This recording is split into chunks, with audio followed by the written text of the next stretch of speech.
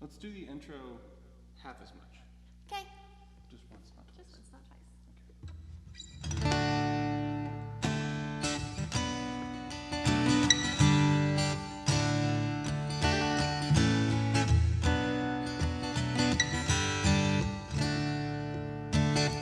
Me and all my friends, we're all misunderstood. They say we stand for nothing and there's no way we ever could. Now we see everything that's going wrong with the world and those who lead it. Just feels like we don't have the means to rise above and beat it. So we keep waiting, waiting on the world to change. We keep on waiting, waiting on the world to change. It's hard to beat the system when you're standing at a distance. So we keep on waiting, waiting on the world to change. Now if we had the power to bring our neighbors home from war, we would have never missed a Christmas. No more ribbons on the door. And when you trust your television, what you get is what you got. 'Cause when they own the information, oh, they can bend it all they want. It's why we're waiting, waiting on the world to change. We keep on waiting, waiting on the world to change. It's not that we don't care, we just know that the fight ain't fair. So we keep on waiting, waiting on the world to change.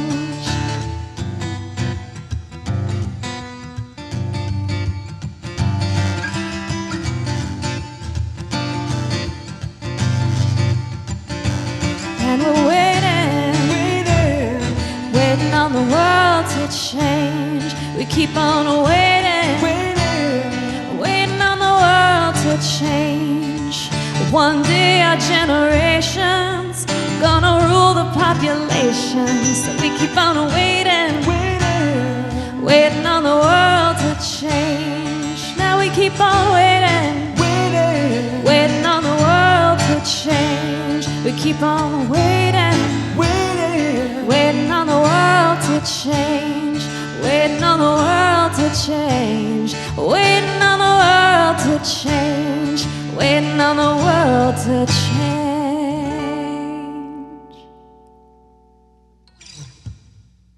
Yeah! Okay.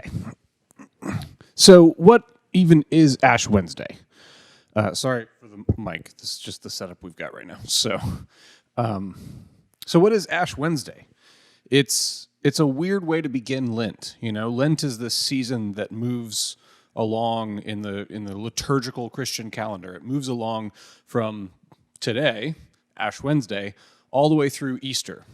And it's a weird way to begin Easter, because Easter is like the big, huge, high holy day of the year for Christians. It's Resurrection Day. It's the thing that we, as Christians, we base our whole faith around, this idea of death and resurrection. And Resurrection Day is Easter Day.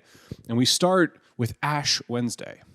So here's a little bit of a history. One, Ash, in Hebrew culture, if you were an Israelite before, modern times, Ash was a sign of grief. When you lost a loved one, when something tragic happened, ashes were a way that you would show loss and grief and sadness. And so we see lots and lots of times in the Bible where characters in the Bible suffer a tremendous loss or hit rock bottom. If that's 12-stepper language, that's recovery language for Alcoholics Anonymous and Narcotics Anonymous and sex and love addiction, all these 12-step programs, they talk about a rock bottom moment. And for the Israelite people, rock bottom was represented by ashes. So why in the world would we start Lent and Easter with a rock bottom moment and ashes and this sign of grief? Well, I'm glad you asked. I spend a lot of time talking about this undergirding force of consciousness and life and creation that is moving things from bad to good. And I point out that, we've made so much progress just as a species. We've got less infant mortality. We've got more equality for people of different races than who is at the top of the power structure, and we've got more equality for gender and non-binary and like lots of different progress is being made. And I usually like to point out that we're living in a great golden age of that. And also, Ash Wednesday is the time in the Christian calendar where we really take a moment to realize that things are not as they are supposed to be. Despite the progress that we've made, despite the great strides that the human race and life and existence and this undergirding force of grace, despite all of that, there is still injustice. There is still racism. There is still chauvinism. There is still all kinds of problems of injustice. And not just on a global scale, but in our own lives. You and I are still hung up on certain things. I don't know what it is for you, but I know I've got my hang-ups. I know I've got my demons that I'm still facing and I'm still carrying and I'm still working. Oh, thanks, camera. I appreciate that. We're still working on. Today, in the Christian calendar, Ash Wednesday is the day that we recognize that things are not as good as they could be, not according to this kind of perfect kingdom of heaven analogy that we could be entering into. And the reason that's important is because they can't get better until we acknowledge that they could be better. And so we say on Ash Wednesday, usually we can do this in person, but let's face it, we're in the middle of a pandemic, and so you can't touch each other without worrying about harming someone.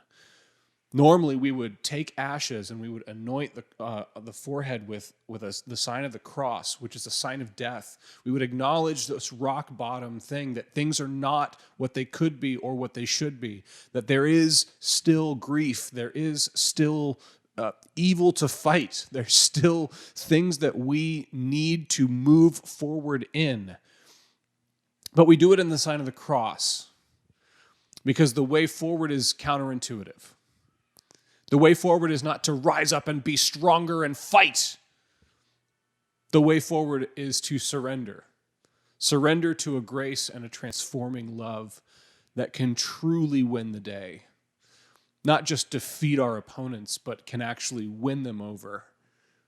I mean, I know it's a little bit cliched and it's awkward for a white, straight guy to be talking about this, but my favorite quote is from Martin Luther King, where he talks about his willingness to endure and suffer on behalf of the people who are harming him. And he says that on that day, our victory will be twofold, for not only will we have won our freedom, but we will have won yours as well. This is a Christ-like way. This is a way that is counterintuitive and it's hard as hell. It's about the most difficult thing you can ask of somebody. And so on this day, we acknowledge that things should and could be better.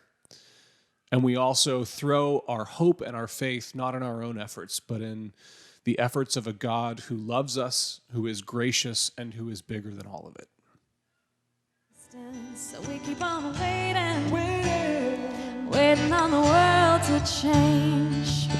Now if we had the power to bring our neighbors home from war, we would have never missed a Christmas. No more ribbons on the door. And when you trust your television,